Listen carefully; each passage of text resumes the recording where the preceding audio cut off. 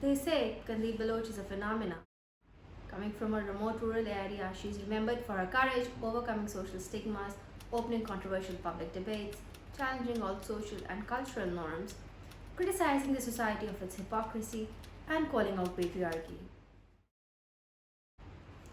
There is no doubt that she was a self-made woman who went through hell and high water, but her energy and desire to be famous introduced Pakistan to what today is known as social media celebrity.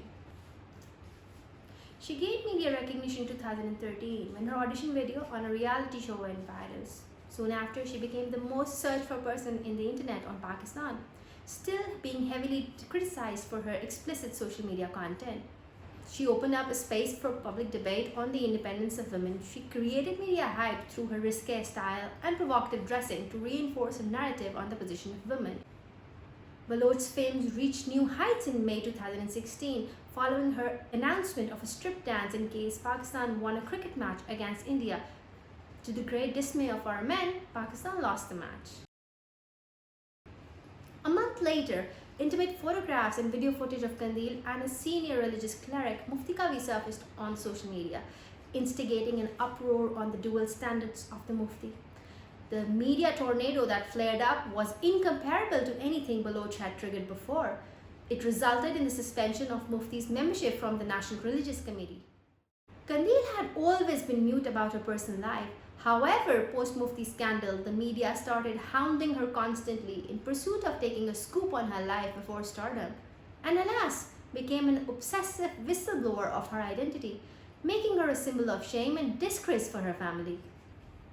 I won't be wrong in saying the sensational reporting on Baloch ultimately became a security risk for her, and within 2 weeks, in July 2016, her brother asphyxiated her in sleep as she was bringing disrepute to the family's honor.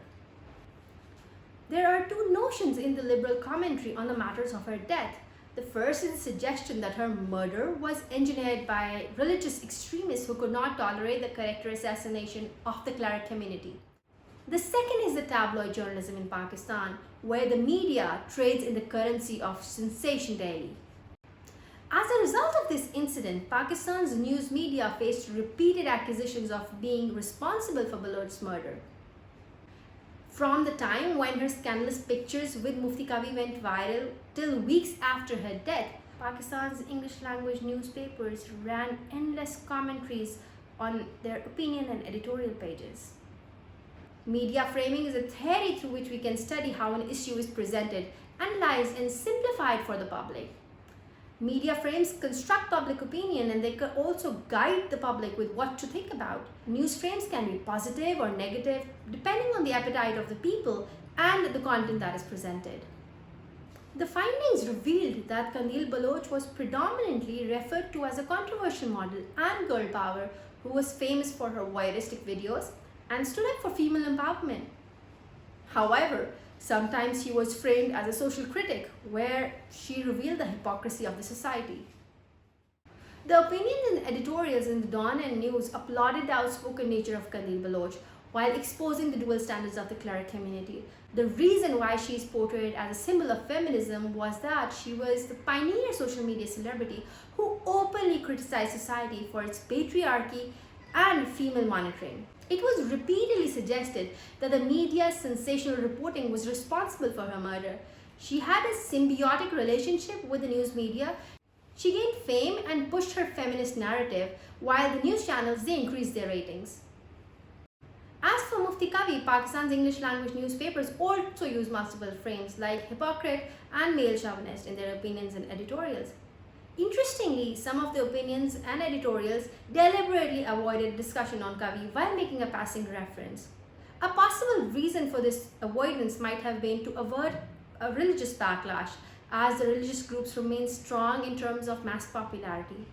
There were different viewpoints and interpretations about honor killing and misogyny in Pakistan. The news was more critical than any other newspaper about Kavi's involvement. Dawn, on the other hand, avoided the critique. The Express Tribune was reluctant to criticize and condemn Mufti Kavi, which reflects the fabric of the society and the strong religious and cultural stigmas. The findings revealed that the selected newspapers framed Mufti Kavi negatively, as no positive frame was discovered. To conclude, after her murder, Qandeel Baloch was shown more as a feminist who opposed the status quo. Her murder marked a decisive moment in the media coverage of Pakistani women. It shocked the nation, provided a platform to deplore the acts of violence, and endorsed Baloch as a martyr of liberalism. She was also credited for the passing of Pakistan's honor killing bill in the National Assembly, as she was seen as a game changer in the national debate on the rise of feminism. The honor killing not only sparked a public outcry and agitated an exceptional discussion on the practice, but also clouted labels such as "No Country for Bold Women" on Pakistan.